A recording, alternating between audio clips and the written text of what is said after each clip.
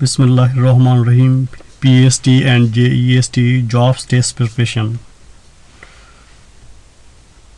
MCQs, mathematics MCQs. Bracket start is a 3 by 2 plus 5 by 4, and then bracket over this divided by 22, this divided by 8. So first bracket, whole brackets, this divided by 22 by 8 is equal to a known value. So find this whole equation, all whole expressions, value of this expression. Here is the lecture number 22.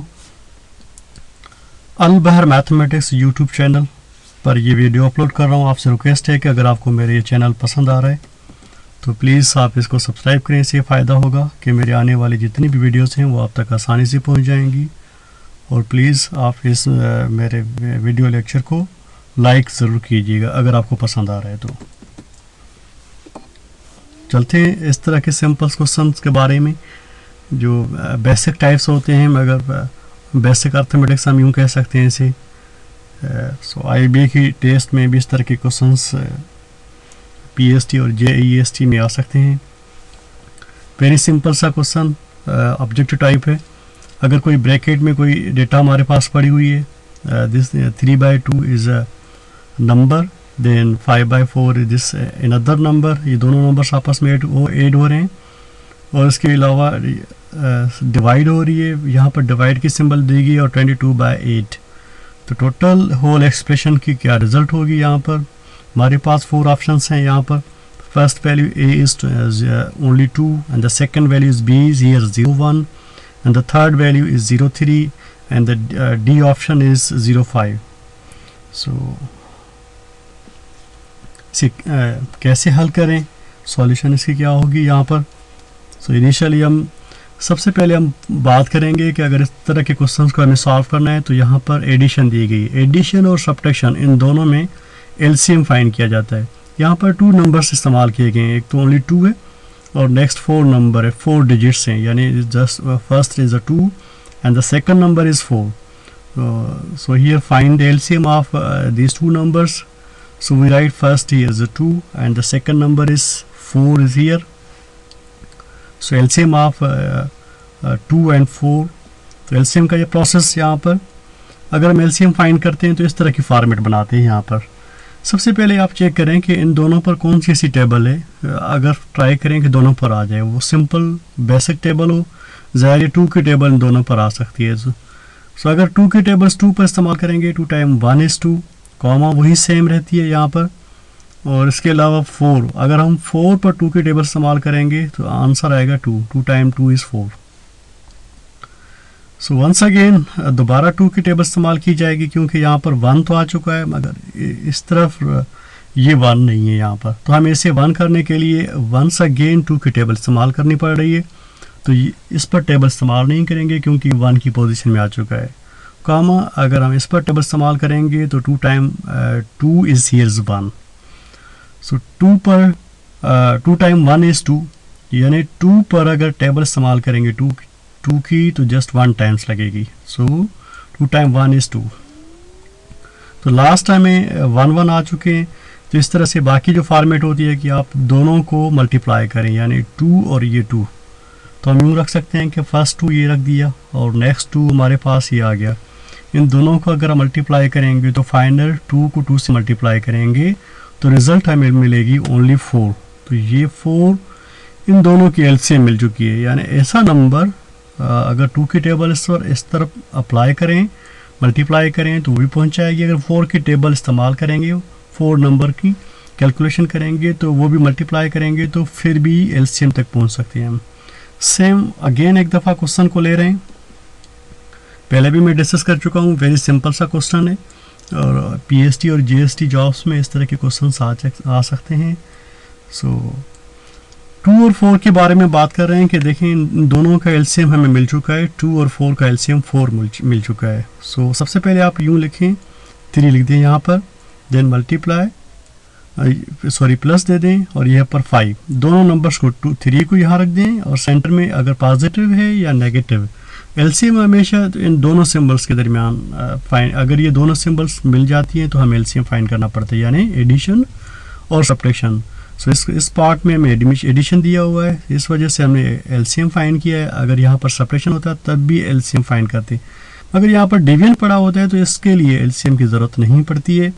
5 is same. यहाँ पर देखिए 2 की table इस्तेमाल करेंगे। So multiply 2 की table 4 तक पहुँचने के लिए हमारे पास 2 को 2 से मल्टीप्लाई करेंगे। सो 2 को हम 2 से मल्टीप्लाई करेंगे तब हम 4 तक पहुँच सकते हैं। तो 2 time 2 is 4। Once again multiply की सिंबल यहाँ पर आएगी। अगर 4 की टेबल हम 4 तक पहुँचना चाहते हैं जस्ट ओनली 1 टाइम्स, यानी 4 multiply this 1, answer is 4। So divide की पोजीशन सेम ही रहेगी और 22 डिस डिवाइडेड बाई 8 सेम ही रहेंगे। फर्दर हम इसे थोड़ा सा सिंप्लीफाई कर देते हैं। 2 को 3 से मल्टीप्लाई करें तो आंसर मिलेगा हमें ये 4 एलसीएम अपनी पोजीशन पे सेम रहेगा और 2 3 जो 6 हो जाएगा और प्लस 5 1 जो 5, दिस 5 1 जो 5। सो ये सेम टू सेम। सो इसी और फर्दर हम this 22 by this divided 22 by 8 same ही रहेंगे। पहले हम इसको सॉल्व करने की कोशिश कर रहे हैं। सो हम इससे अगर इन दोनों को आप सम करें, 6 और 5 को सम करें तो 11 बाय 4 रिजल्ट आ रही है। Here is divided by 22 by 8। Okay, centre में हमें जो नज़र आ रही है सिंबल वो डिवीजन की सिंबल नज़र आ रही है। तो जाहिर है डिवीजन कैसे सॉल्व होती है इस तरह के फ्रैक्शन के नंबर्स के लिए, यानी जो रैशनल टाइप नंबर्स हैं यहाँ पर is 11 by 4 and here is 22 by 8। So 11 by 4 same to same रहेंगे। यहाँ पर डिवाइड को हम चेंज करके मल्टीप्लाई में चेंज कर देते हैं और उसके अलावा जब भी ये डिवीजन मल्टीप्लाई में चेंज हो जाती है जिससे क्या फ़र्क पड़ता है कि आप इसे न्यूमिनेटर और डिनोमिनेटर की पोजीशन चेंज करेंगे, यानी 8 की पोजीशन नीचे आ रही है तो ये 8 ऊपर चला जाएगा और 22 नीचे आ जाएगा। ये सिर्फ फ़र्क पड़ता है इस तरह की सिंबल जब भी हम सॉल्व करते हैं। ओके, फर्दर हमें देखें, आप टेबल इस्तेमाल कर सकते हैं 4 और 8 पर, यानी 4 टाइम 1 इज़ 4 और 4 टाइम 2 हियर इज़ 8। इन दोनों की टेबल आपस में वेरी सिंपल इजीली लग रही है। आप 2 की टेबल इस्तेमाल भी कर सकते थे, मगर अगर 4 की टेबल लग रही है तो आप डायरेक्ट इस्तेमाल कर सकते हैं, डोंट वरी, कोई मसला नहीं होगा।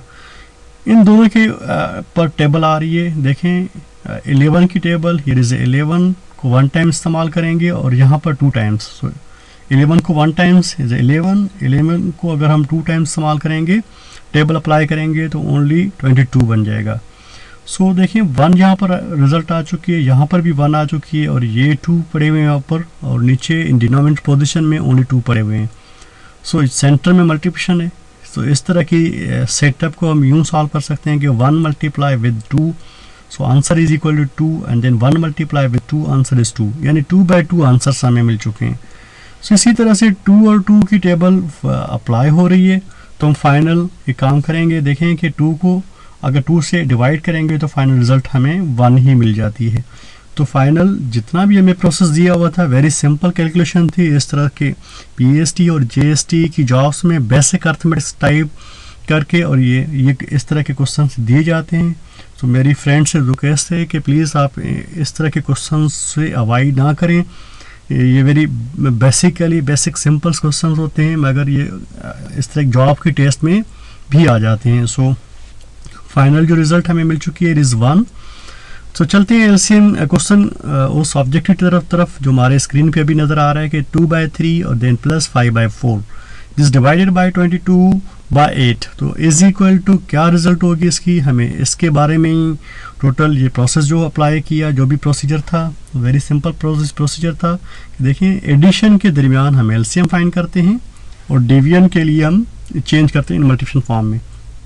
तो फाइनल जो रिजल्ट हमें मिल चुकी है here is a B option यहाँ पर सही है और 0-1 या 0-1 लिखा हो या ओनली 1 लिखा हो ये भी फिर भी सही है। तो फाइनल जो रिजल्ट आंसर है और ऑप्शन हमारे पास जो सही ऑप्शन है वो बी ऑप्शन है। थैंक यू, अल्लाह हाफिज़।